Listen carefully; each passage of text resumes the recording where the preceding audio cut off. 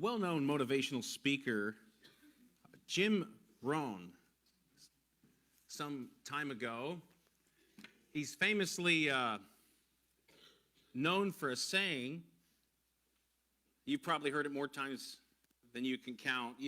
He said this: "You are the average of the 5 people you spend most of your time with." And I thought, wow, what a powerful statement. The idea of the saying is make sure that you are spending time with people that are in line with the way that you want to live your life. It's a compelling statement. It's provocative. And according to several studies that I looked at throughout the week, it's actually pretty true. Here's one study I found. This one was done on smokers. Did you know that if you have a friend that smokes, you are 61% more likely to be a smoker yourself? In fact, if a friend of yours smokes, you're still 29% more likely to be a smoker in your lifetime. And if a friend of a friend of a friend, there's still an 11% chance that you're going to smoke in your lifetime. I thought, wow. But if you follow that logic through, you notice there are a lot of children who are smokers because their parents smoked. Here's another report. I like this one. This one's done on happiness. If you have happy friends, you are more likely to be happier. Go figure. If just a friend of a friend of a friend is happy in their life, you still have a 6% chance of being happier yourself. And I thought, wow, that's why I'm so happy. I have a happy wife. There you go. If you've not met my wife, you'll understand why I am the way that I am. You might say that's not that likely, but think about it. 6% chance. I mean, the same study said that if you had a $10,000 raise, right? If you had a $10,000 raise, you were only 2% more likely to be happy yourself. And I thought, wow. So 10% for having a friend of a friend of a friend versus the 6% all of these numbers. One final analysis dealt with weight gain. If somebody I know is overweight, this study says that I'm 45% more likely to put on weight over the next 2 to 4 years. And if a friend of my friend gains weight, my chances still increase about 20%. But if a friend of a friend of a friend puts on a few pounds, I've still got a 10% chance of gaining some weight. We like studies like that, right? They're a lot of fun. I do. I like them. I like statistics. They encourage me to do better. They inspire us to move beyond that. Quotes like, show me your friends and I'll show you your future. Encouraging statements. They move us. But when I take statements like that and I put them on top of the life of Jesus, I begin to realize that, the Messiah, he either dropped the ball or he didn't know Jim Rohn's quote. Because in the life of Jesus, during his ministry, I find him throwing ideas like this completely aside. He spent most of his time with rejects. He spent most of his ministry with outcasts. In fact, if you look at the inner circle of the Lord, you recognize that most of the men around him, these were crooked men. These were the scum of the time. It got so bad that if Jesus were to walk by a group of churchgoers in biblical times, you would hear somebody, at least one, whispering, to themselves, the verse of Luke 7:34. Oh, look, a glutton, a wine-bibber, friend of publicans and sinners, tax collectors. And they'd be right for the most part. I mean, at least for the latter half of the verse. Jesus lived up to that reputation throughout his ministry. And in the passage we'll look at today, he's no different. Because in Luke 19, we're going to find Jesus. He is now reaching the final leg of that long journey to Jerusalem, where he'll die on Calvary's cross for us. But first, he has an appointment to make. Jesus has a lunch visit to make in a town right outside of Jerusalem. He scheduled a special time with the highest ranking tax agent in the entire province. In Luke 18, we saw a rich young ruler. We saw him, he was blind for his need of a Savior. We didn't look at the next passage, but right from there, Jesus, after visiting with the rich blind man, if you will, he visits with old Bartimaeus. We find him here, sitting here with a penniless blind beggar. And yet the irony is that this blind beggar saw his need for Jesus. He recognized Jesus for who he was, and he saw the Messiah.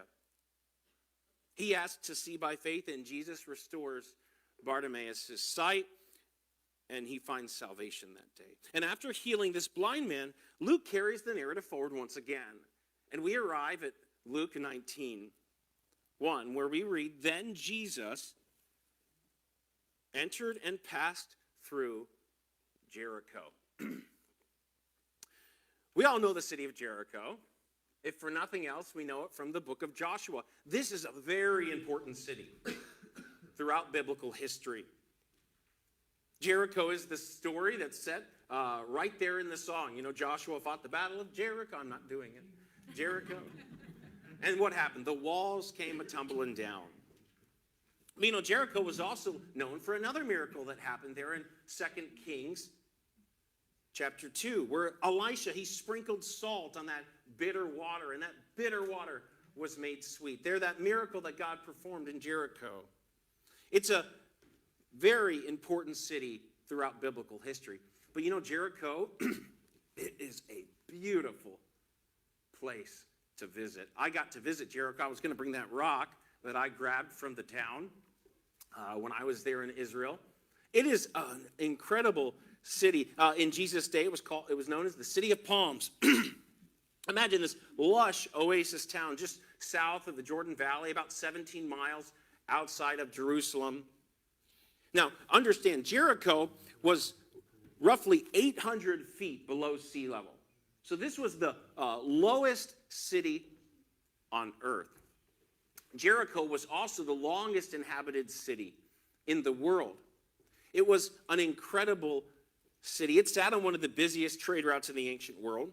Jericho didn't just connect the coastal cities in northern Israel. The same highway that was running through Jericho connected Egypt down to the south, there in the south, to places like Jerusalem. I mean, Jericho was an important interconnecting place in the city. As you draw near to the city, you can see the beautiful flowers, the orchard, citrus groves.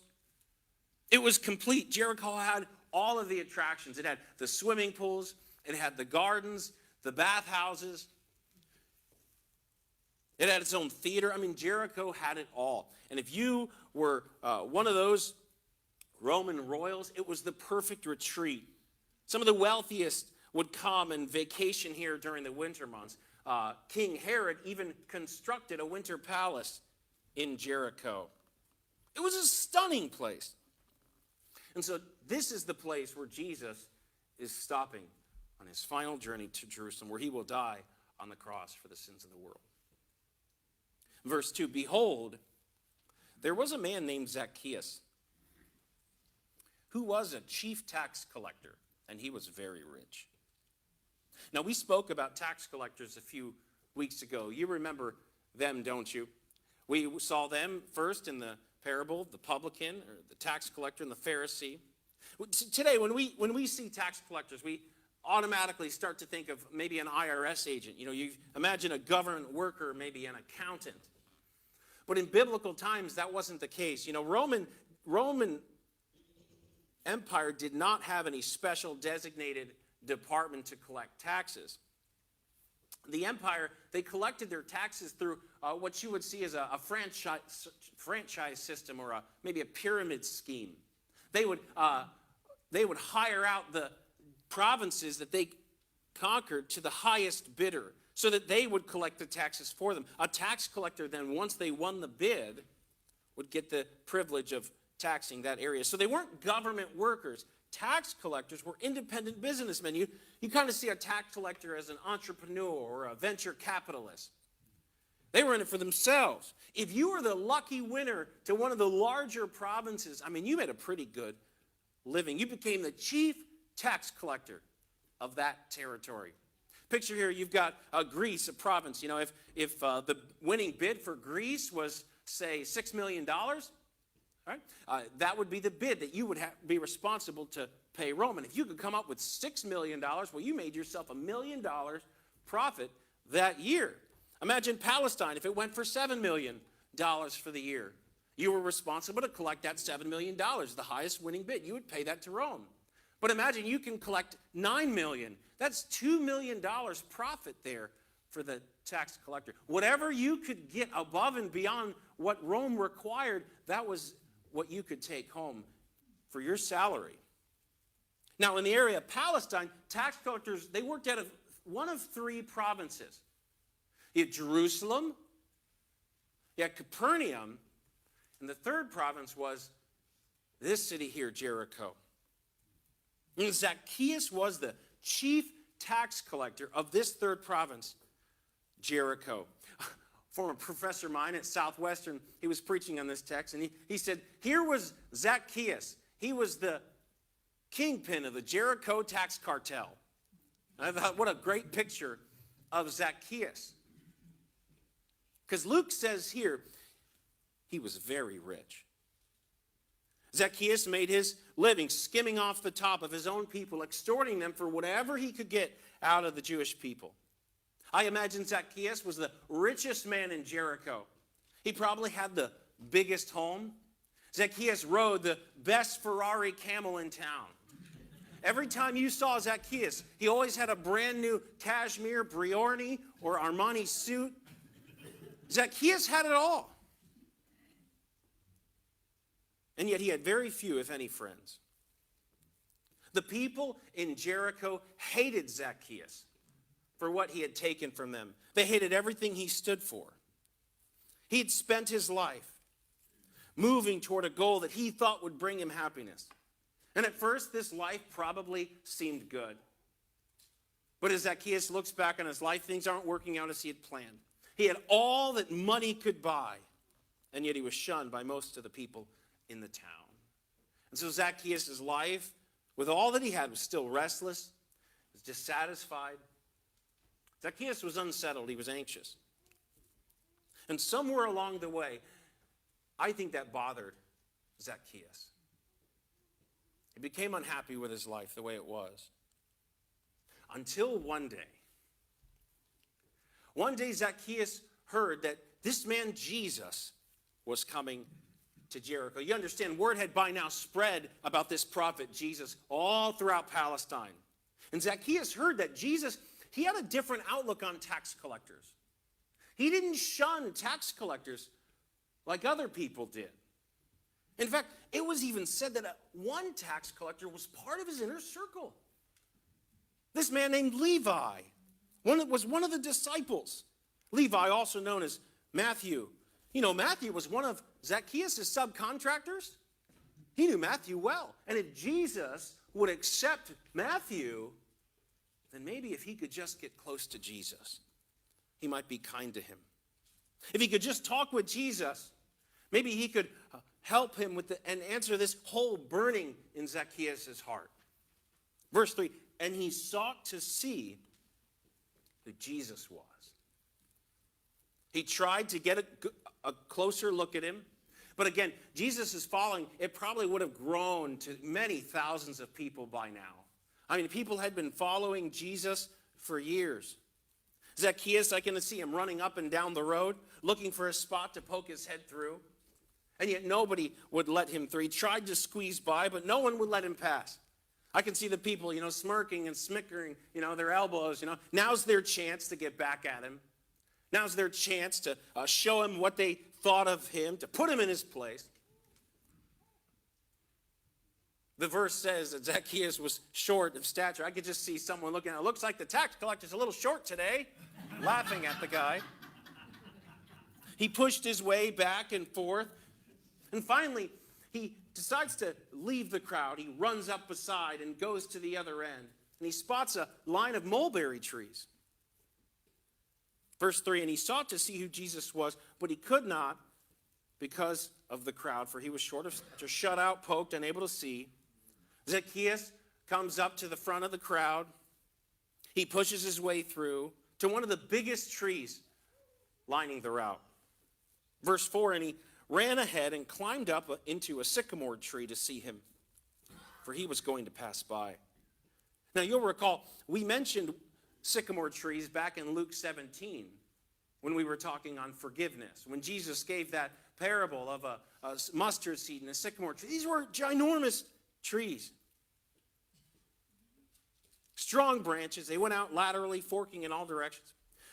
Zacchaeus, he jumps onto the tree, grabs a branch, hoists himself up, gets into the tree, and there he sits, just waiting to get a glimpse of Jesus. He wasn't sure why he was doing this, but something was telling him inside that if he could just get a look at the man, he just wanted to see him. I picture Mayor Reeves, he's climbing up on one of the big oak trees downtown Pensacola just to see a famous preacher as he's passing by. I mean, can you imagine what people were thinking of this tax collector, Zacchaeus, hanging there, dangling like a monkey from the side of a sycamore tree there in Jericho that day?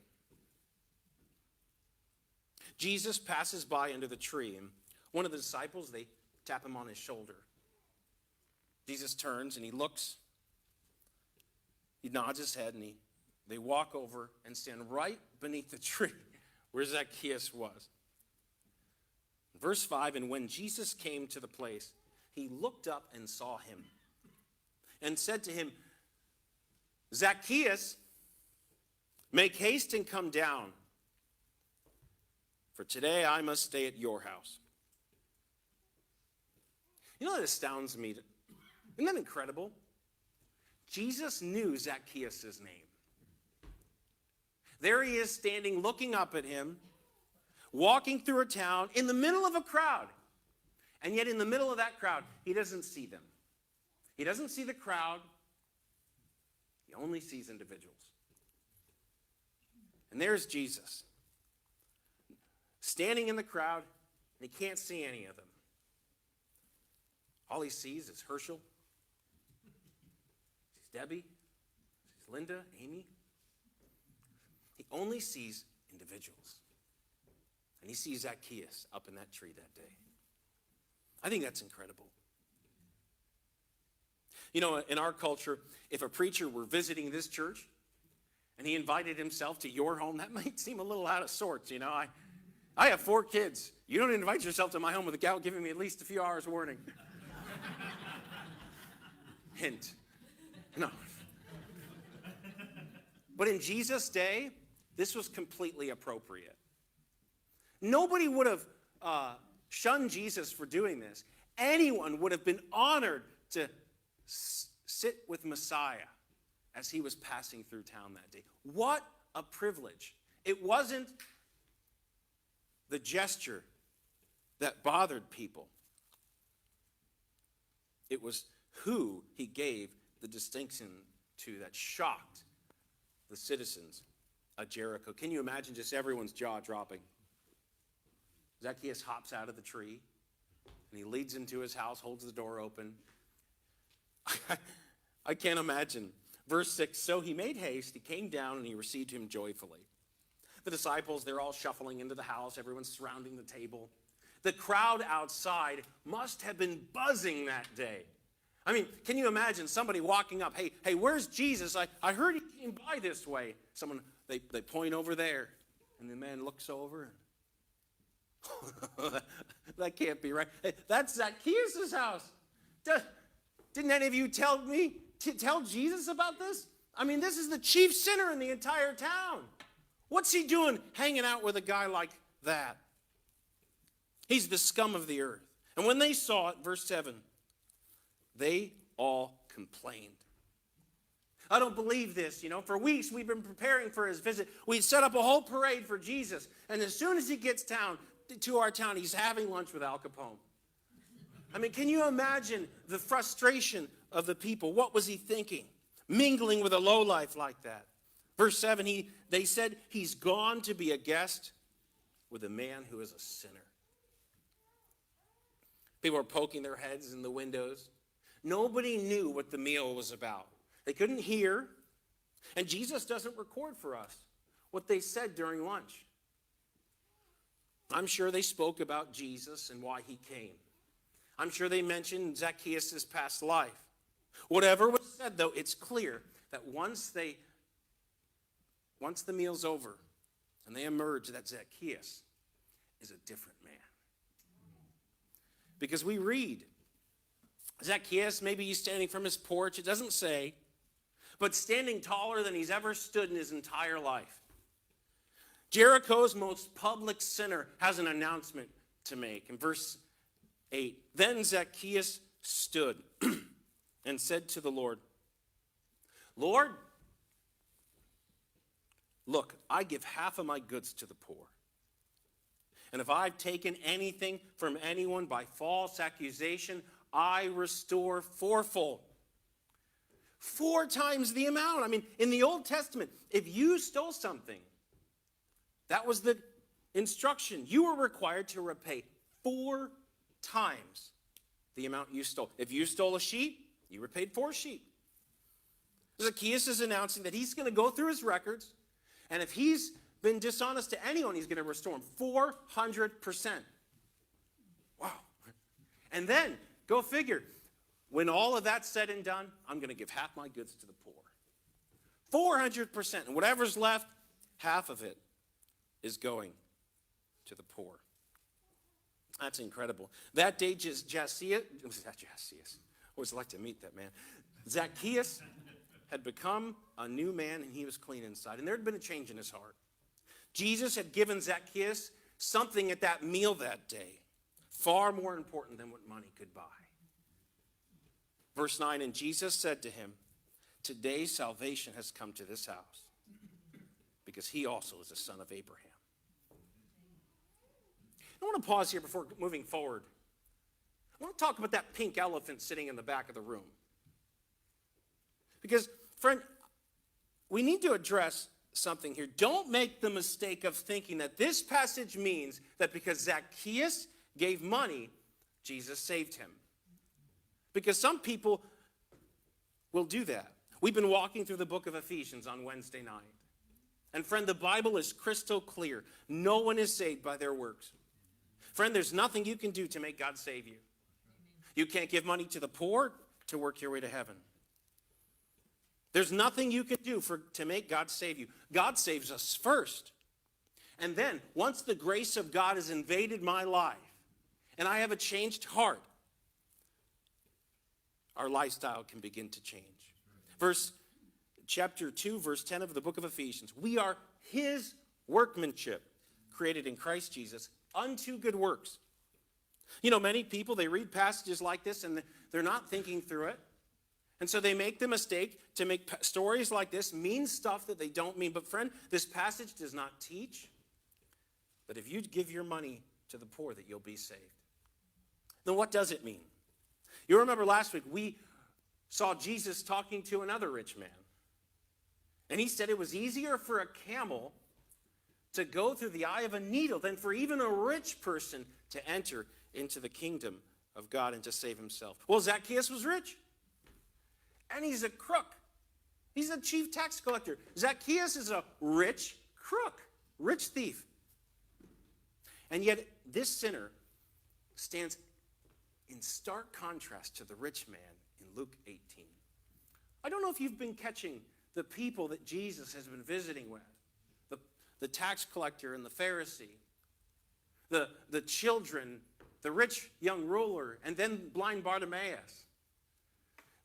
Zacchaeus is the perfect foil to the Pharisee and the tax collector in Luke 18.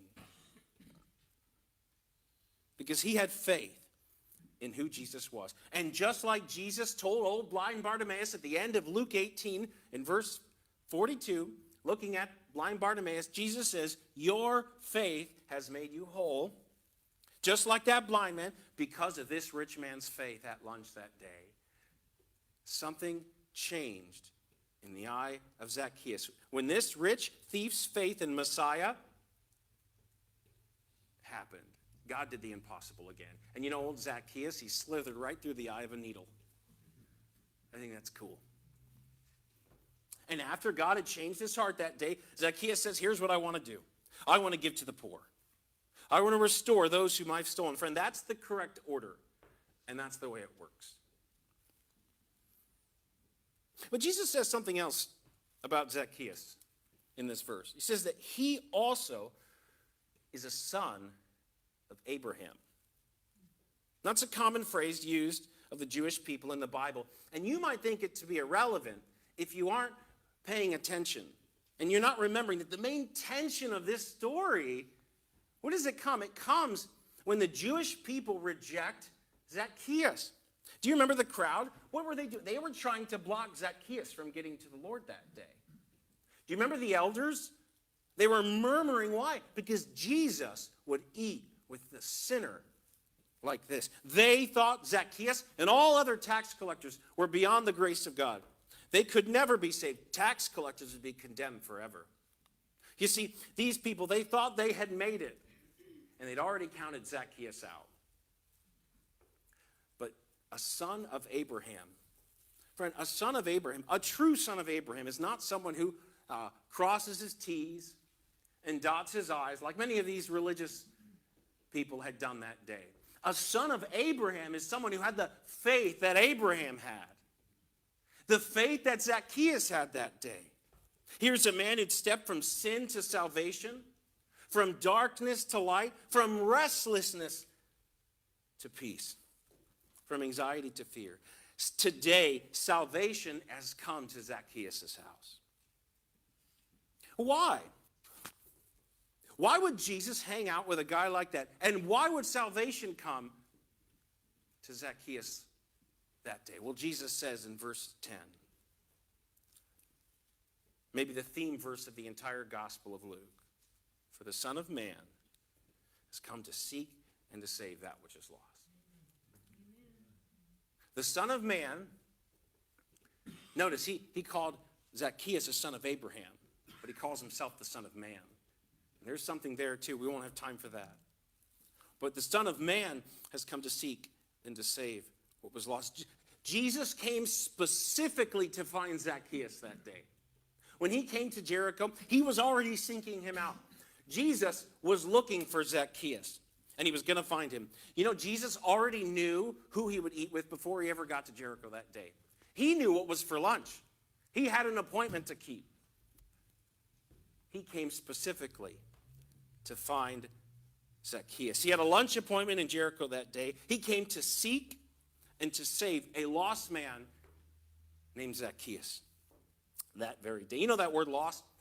It could have many different meanings. If I were to say I lost a football game, I know that would never happen. But imagine I lost a game. You know, it's over. There's no going back. If there was any type of tournament and I lost the tournament, it's a done deal. But you know, that's not what Jesus means by lost here. Just days before in Luke 15, Jesus told us exactly what it meant to be lost when he gave us these pictures. He said to be lost is like a sheep separated from its flock, alone and vulnerable. To be lost is like a coin that's fallen between the cushions of a couch. It's valuable, but there it's useless. To be lost is like a runaway child, a child that's been exploited and vulnerable, famished. Being lost, in Jesus' mind, is a spiritual condition. It's a condition of all people, anywhere, everywhere, and at any time. Those who don't know him personally, who've not experienced the forgiveness of sins that Zacchaeus had experienced that day, through his faith in the Son of David. Jesus knew this man's emptiness. He knew Zacchaeus was lost. And he intentionally sought Zacchaeus out. And on that day, as Jesus came to seek and to save Zacchaeus, this tax collector was found. And he was finally free. That's the message of Zacchaeus.